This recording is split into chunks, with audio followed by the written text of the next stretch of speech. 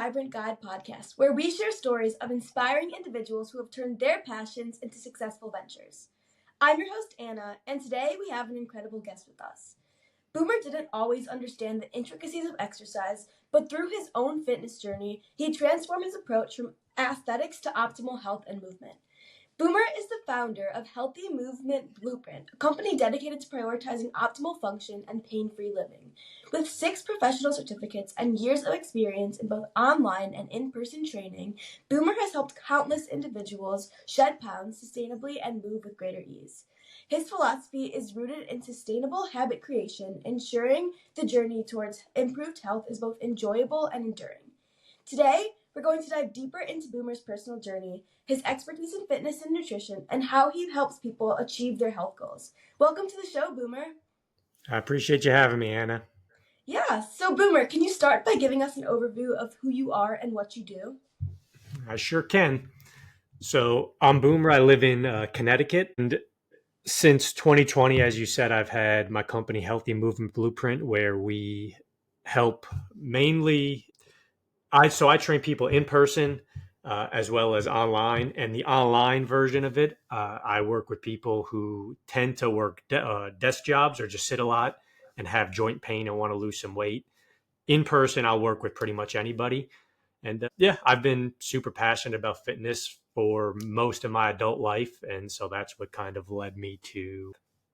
Yeah, so kind of just to start from the beginning, your fitness journey began with the focus on aesthetics. Can you tell us more about that initial phase and what motivated you to start working out?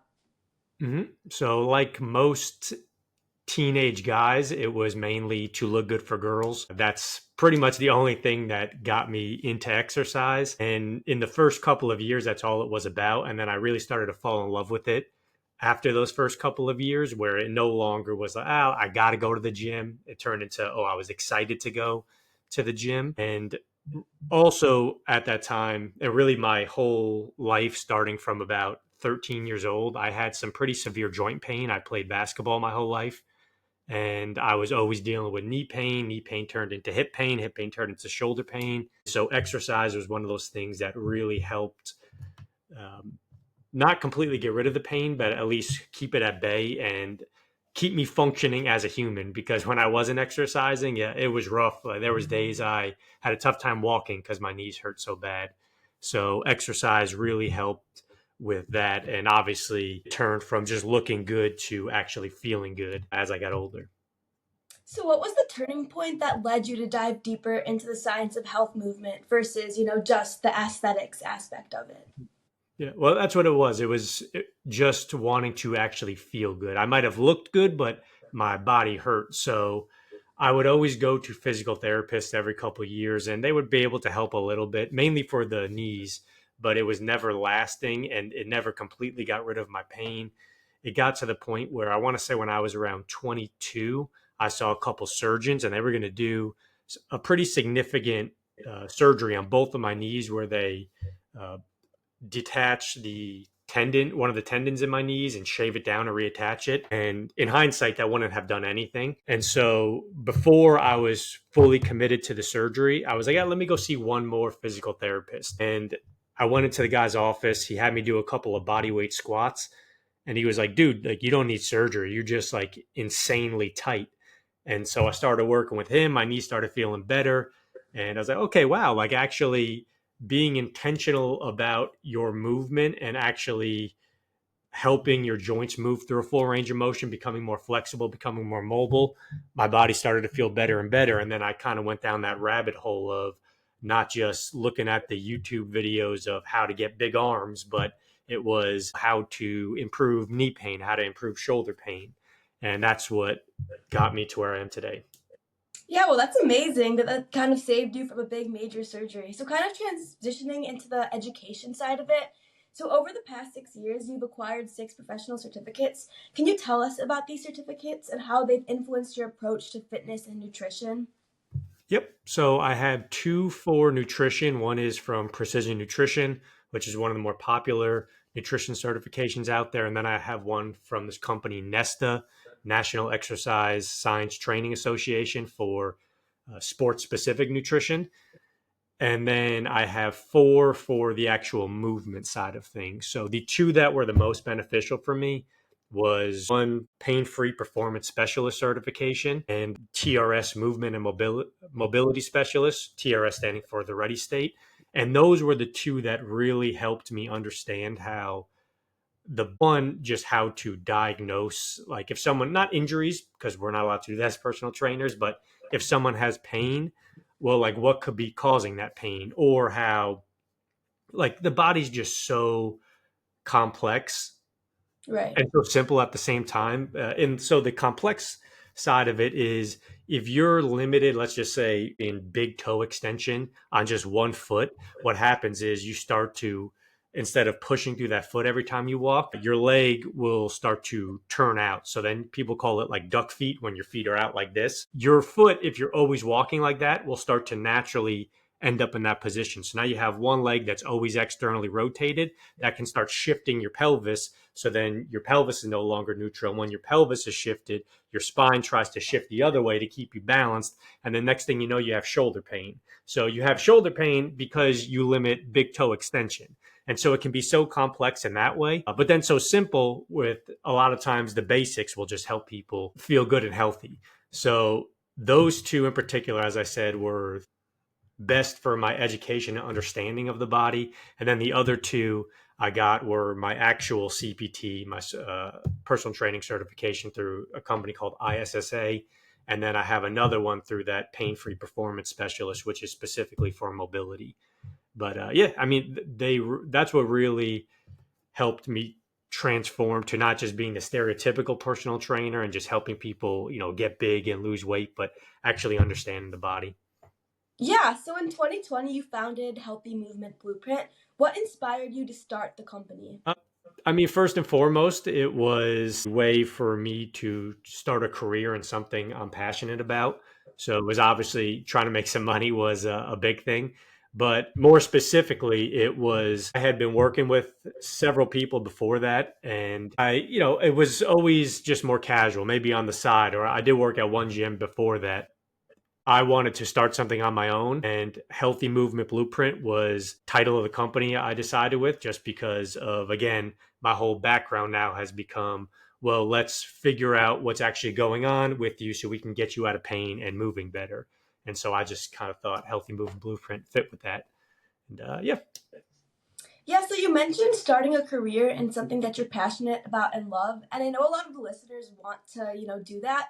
So what advice do you have for people that want to start and want to get into something they love but don't know exactly how to do that? So, I mean, the stereotypical answer is just dive right in.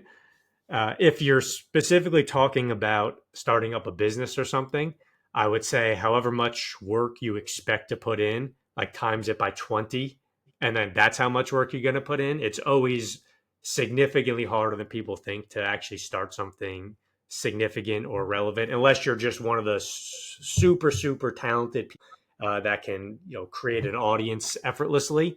But for the 99.9% of us, it's going to take a whole lot of work and a whole lot of time. But, you know, if you don't start now, 5 years from now, you can be like, God damn, I wish I started then. So you might as well just start if you're truly passionate about it and willing to put in the work. I completely agree with you. So kind of just going back to the Healthy Movement Blueprint, what sets it apart from other fitness programs? So the biggest thing is what I mentioned a bit before. Most training companies or trainers, and there's nothing wrong with this, but their level of expertise kind of ends with just the basics of gaining muscle and losing weight.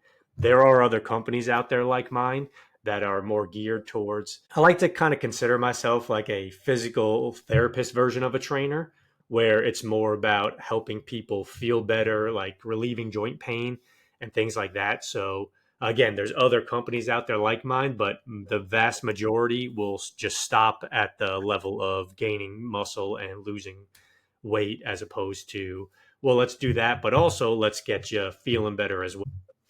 So how do you prioritize, the pain-free living and optimal function in your training programs? Mhm. It's not too different than anything else. It's just picking the right exercises. Well, one, executing correctly on any exercise you do, but picking the right ones that are actually promoting joint health and not actually aiding or causing further joint pain. So, for example, let's just say you have fully healthy joints right now, but you want to maintain that. Well, instead of hopping on a bench press and getting under the most amount of weight you can that you can only do a half reps with, well, lower the weight and focus on going through a full range of motion, perfect form. And what that's going to do is when you're actually moving a joint through full range of motion, that can one build the tendons and ligaments a bit better than just a half range of motion, and you actually can improve your mobility and flexibility as opposed to shortening that with shorter range of motions. It's not too different, but it's just about, again, picking the right exercises and doing them correctly. That's an awesome approach. So, can you share a success story of a client who has benefited from this approach at Healthy Movement Blueprint? So this is going to be a little different than what most people would pick as their, success story, but a lot of my clients wins that I work with in the gym are, yeah, people lose weight, all those things, but it's those random things that happen during the day. Like I had one client who had to pick up this big tray of lasagna, and she said in the past her family would not have let her done it because they knew she would have dropped it because she wasn't strong enough and she didn't have the balance to actually hold a tray and walk somewhere. But she said, "Oh, like I was able to pick that tray up, bring it over to wherever she was going, and she didn't drop it." That same person also has mentioned a few times recently she's gone on a plane and she was able to get her luggage in the overhead bin where in the past she would have needed someone to help her. So it's a lot of those day-to-day wins that a lot of people may not necessarily think of as success, because a lot of people will determine that by, well, I want to lose weight, so is the scale moving? Or I want to build muscle, is are my biceps growing? But it's those day-to-day wins that are a bit more important that honestly make me feel good when I hear them. Yeah, for sure. I feel like those day to day wins are something that are so important and so underrated. So it's great that you really emphasize that. So, kind of just transitioning to more of the training and nutrition elements of your program, what are some key principles of sustainable habit creation that you emphasize with your clients? So the biggest thing, which most people have heard, is just keep it simple. So if you want to start a workout routine, don't all of a sudden, and you usually wake up at 7 a.m., don't say, okay, well, I'm going to start working out for 2 hours every morning, starting at 4:30 in the morning, and do that 7 days a week, because realistically, you're not going to be able to do that. Mhm. If you're going from starting from zero, if you can get to the gym a couple days a week, great, but maybe your movement starts with just getting up and go for a walk for 20 minutes every day. So just something super simple that you can actually uh, do, I'm not saying effortlessly, but where you don't have to work hard to get it accomplished. So from a fitness perspective, that would be it. Obviously keeping it simple with nutrition as well, but something a bit more tactical, I would say, is from a nutrition perspective, is before you focus on, again, if you're starting from zero, focusing on counting calories if you know that that's going to be a pain in the neck and you're not going to stick with it. Anything, focusing on the macros too much.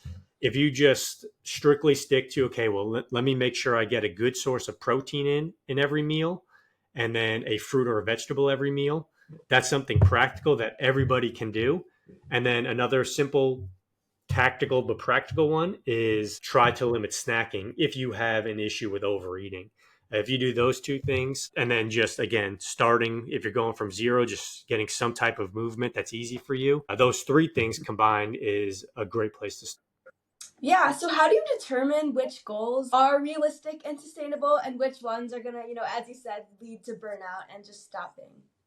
I mean, right off the bat, it comes down to a person by person basis. Like, I can get a good idea after talking to someone for 10 minutes if them losing, and if they have the weight to lose, but losing 50 pounds over the course of a year is realistic or not. For some people, if they have the weight to lose, it is.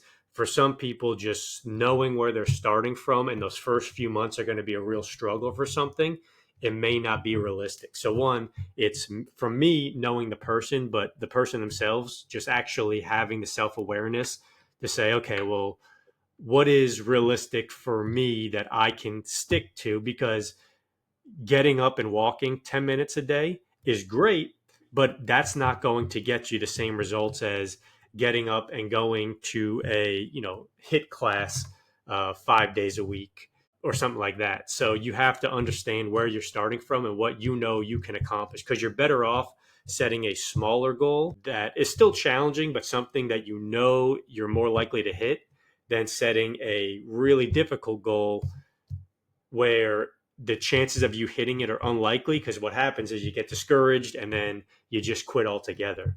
So it's just really having that self-awareness as a person, just knowing what your limitations are. And yeah, that's at least from starting at the very beginning. If you're in the process of doing something, again, it's just also self-awareness. If you set a goal to get to the gym 5 days a week and you're 2 months in and you've only done it once, well, one, obviously assess what you're doing in life, because there's probably a way to do it. But if still just not working and it's not going to work for the time being, well, maybe set that goal to 3 days a week instead of five, so you can actually get some wins built up, get some consistency, and then build from there. So the short answer is just self-awareness. Yeah, that's a great method. And what do you tell clients, when they've set a realistic goal that they can accomplish, but they just don't feel like, getting up in the morning and going to the gym that day, and they just don't feel like sticking to their goals? How do they kind of push through that? Some people, for some people, to be honest, it's probably not going to happen. There's a handful of clients that I work with in person, and the reason they choose to do that versus doing a online method where they get all the coaching but then they have to go do the workouts themselves is they've just accepted the fact and are pretty stubborn about it that no matter what happens, they're not going to go to the gym by themselves. So for some people, it's just getting a coach. For the people that already have coaches but still struggle to do something outside of working with the coach, I mean, there's simple tactics like going to the gym in the morning, as an example, laying out your clothes the night before so you don't have to think about getting, what am I going to wear to the gym the next morning? Getting everything set up so when you get back from the gym, if you have to go to work after that, you don't have to worry about, oh, what am I having for breakfast? Oh, like, what am I wearing for work? What time do I got to leave? Like, you have everything planned out. But there's meeting a friend to work out with. So you have that form of accountability. Just simply telling somebody that you're going to go to the gym, even if you're not meeting them there, can be enough accountability for some people to actually make it happen. Accountability is one, and that comes in many forms. The other one is just taking as many decisions out of the equation that you can, so it's more effortless to get yourself to the gym. Again, if we're just using that as a Yeah, and I know you touched on this a little bit, but what are some other common challenges that your clients face, and how do you help them overcome these obstacles? The accountability is probably a big one. Another one I've seen a lot, which before I started working with people, I never would have guessed this because it was just something I've always done. But drinking enough water, that's a big one. A lot of people, I have several clients that up until we started working together, like would literally drink no water at all throughout the day, which is Wow. insane to me.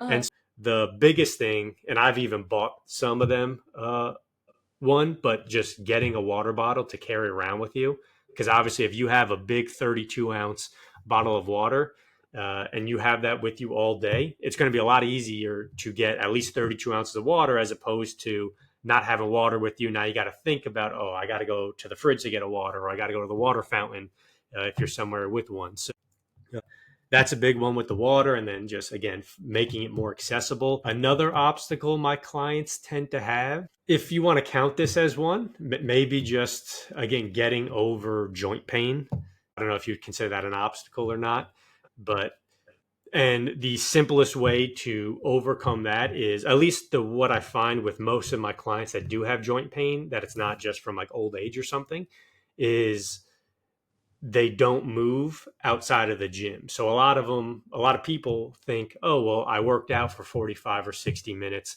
That means I can sit on the couch the rest of the day. But if you think about it, if you're only moving around for an hour and then the other 23 hours of the day, you're sitting down or laying down, you're really not moving much. So again, without knowing what's going on with somebody, an obstacle of joint pain is simply just moving your body more. yeah, these are all great strategies to overcome obstacles. So I know that you've, helped so many people, and that can definitely, take a toll. It drains energy. How do you stay motivated and disciplined in your own fitness journey? For me, I think it's just I've done it for so long where I was fortunate enough where, as I said, a couple of years into my fitness journey, I started to really enjoy working out. And if I'm going to be honest, I don't necessarily look forward to my workouts most days nowadays. I had that a decade where I was lucky enough where I was most of the time into it. Nowadays, it's kind of like like once I get into the workout, I'm having a good time, but I don't enjoy the process of getting into the workout. But I've just built the habit up so much where it's just second nature. It's kind of like brushing my teeth. Like I don't think about if I'm going to work out. I just do it because I do it 7 days a week. So it's not something I got to think about. It's just something I do. Right. And how do you build those habits up where they become second nature? Uh, I guess some of the strategies we've already talked about. Well, I would also say if you can find a form of exercise you like, that would help a lot. As I said, some of the or tactics we've already talked about, like laying your clothes out, just making it easier for you to get to the gym. But another big one, honestly, is seeing results early on in the process. If you have a goal of losing 50 pounds, 2 weeks in, you've already lost 4 or 5 pounds, you're going to be more excited, more motivated to get to the gym. Whereas if you're a month in and you've actually gained a pound, you're not going to be as excited. So just actually seeing success in your goals, even if you dislike working out, will actually, at least if you associate the working out with accomplishing your goals, that will at least get you a little more excited to continue that journey. And then hopefully you're someone like me where after a few years, now it's just part of your life. Yeah, so kind of just transitioning to applying that to your clients. How do you assess a client's needs and goals when they first come to you? So I'll stick to the in person clients because that's just the easiest way to answer this. Everybody I work with, I always send them a questionnaire so I can understand their goals. But regardless, the first workout I do with everybody is always very similar, unless they're someone that's super advanced with exercise, but I don't really work with a lot of people like that.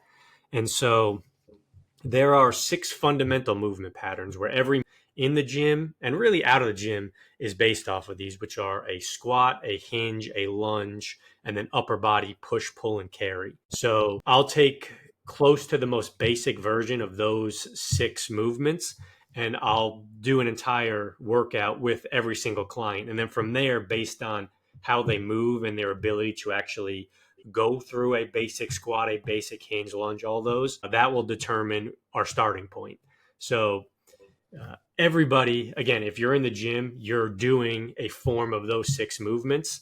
So it's just about progressing and regressing. So, again, depending on how people perform their first workout routine with me, that determines where we're starting. Yeah, and then more metrics wise, how do you measure success for your clients and what do you find most meaningful? So if we're using just like the standard metrics, it's usually just the scale. So, what the number is showing, but also body measurements, which to be honest, I find more valuable than just the number on the scale. Reason being is since I work with a lot of people that are newer to fitness, your go even if you're a little older, as long as you're eating right, you're going to start to put on a little bit of muscle. And so I often have clients in those first couple of months, the scale won't move much, but they'll still lose 2 or 3 inches around the waist because they're actually losing body fat and they gained a little bit of muscle. That's not going to happen when you're more advanced, but in the beginning, you are able to actually build muscle and lose fat at the same time. So the body measurements are in my opinion, more valuable than the scale for most. But then there's a lot of those non-metric measurements where how are your clothes fitting, the pictures, like those things, as I mentioned with my other client, your ability to actually perform day-to-day tasks like carrying a big tray of lasagna. So those are my favorite ways, unless you're really out of shape, because obviously it's important to, check your blood work, check the body measurements, make sure you're actually getting healthier. But for the people that don't have a ton of weight to lose, those are the ones that are more important, in my opinion, how you're feeling and how you're actually operating through day to day. Yeah, I 100% agree. So, what advice would you give to someone who's starting their fitness journey and feeling overwhelmed by all of the different information out there?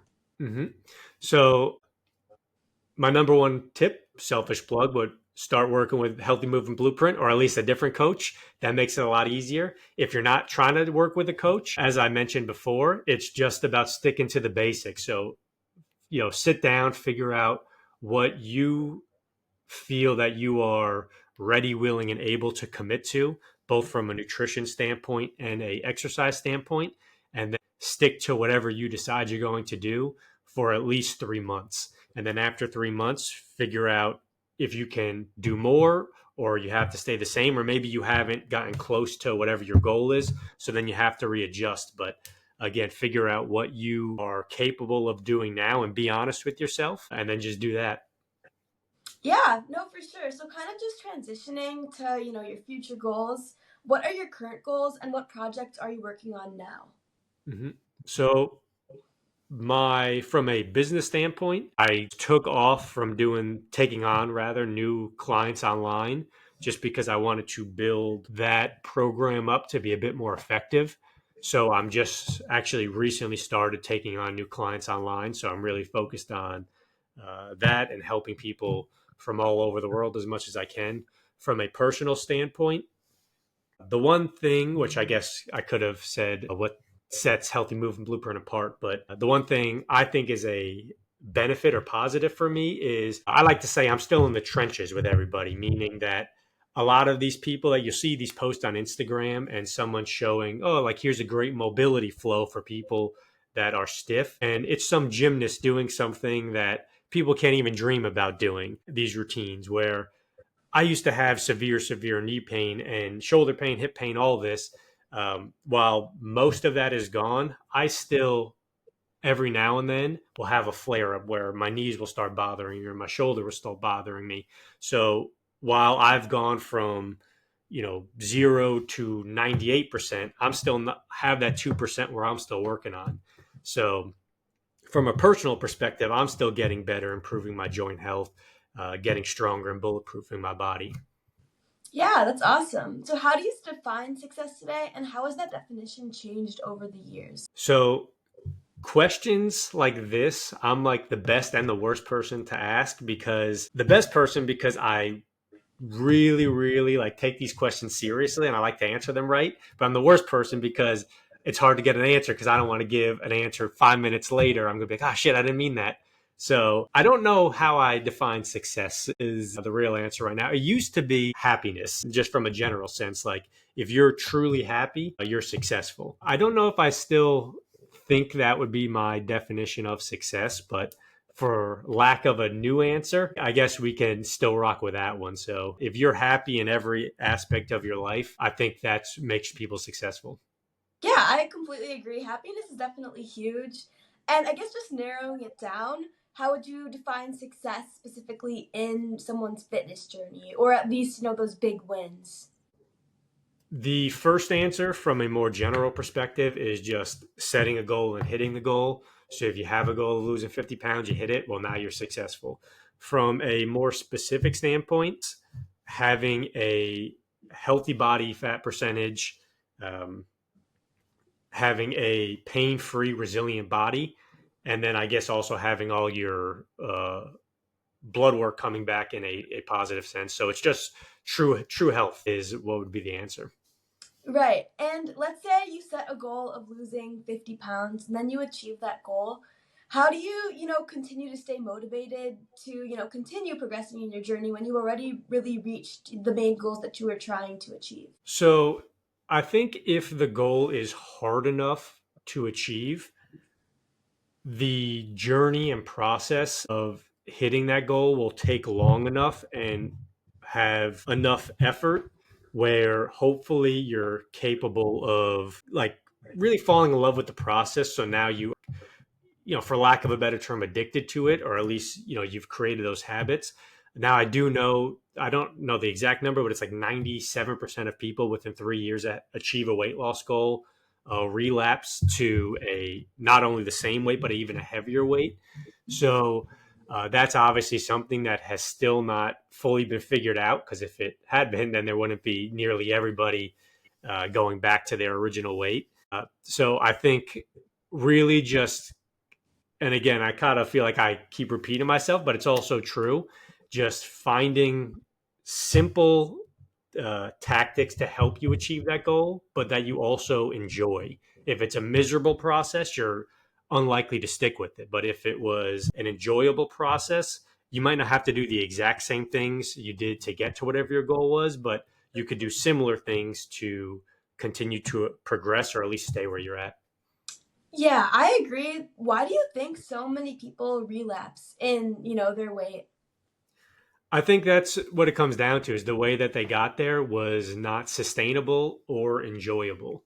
So, again, it's just specifically with weight loss, a lot of people will decide, oh, like I want to lose weight, so I'm just going to essentially starve myself. Like they go into such a big calorie deficit that's not sustainable, which in the short term, you can lose a lot of weight, but long term that's actually not only not sustainable, but it's going to do more harm than good. So I think that, and then obviously starving yourself is not enjoyable either. People like to eat food, so I think that's what it really comes down to. Yeah, and how do you continue to incorporate those things that you love? Like, let's say a donut, even though it sets you back into, your weight loss goals and your goals in fitness. I think any type of food and most activities in life can fit into your lifestyle. It's obviously about moderation. There's nothing wrong with eating a donut, but if you have a weight loss goal, eating a dozen donuts is probably not going to help you. So there's nothing wrong with one donut, but 12 donuts is it's not going to be good for anybody. So it's all about the moderation. There's nothing wrong with skipping a workout here and there, but if you're skipping 50% of your workouts, you're probably going to have a tough time achieving your goals. So whatever you want to indulge in it, but make sure it's to a level that still fits in with you accomplishing your goal. Yeah, it's definitely all about the moderation. So, definitely agree with that. And finally, where can our listeners find out more about you and Healthy Movement Blueprint? So our website, healthymovementblueprint.com. We have an Instagram page, Healthy Movement Blueprint, and then my name, Boomer Peralt, on LinkedIn. Those are the three best places. Yeah, well, thank you so much for joining us this week. It was really great hearing about, your fitness journey and how you are helping so many people.